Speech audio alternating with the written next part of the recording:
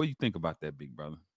No, that's right. Meaning like hood mentality and prison mentality are the same thing. It's poverty mentality. It's ignorance. It's a cycle of violence, ignorance, and poverty. It's the exact same thing. And in that environment, crashing out, right, is celebrated.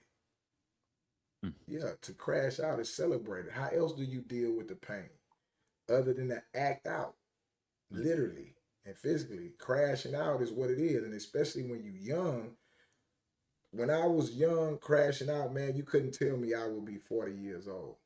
It really wasn't until the birth of my son that I realized what I was really risking when I was in the streets or when I was in prison.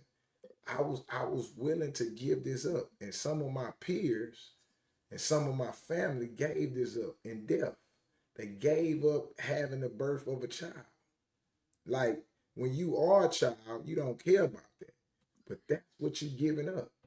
When you get a life sentence at 17 and a life sentence at 20, and you get these times, you giving up having a child. Did not know that until I had a child and realized, damn, I'm sitting there with my newborn son and I'm like, I was willing to give this up. And then it made me think about my brothers that gave that up, right? So again, the environment, the structure of poverty, the lack of resources, and let's say it right, relative poverty creates the attitude of putting it all on the line at the drop of a dime.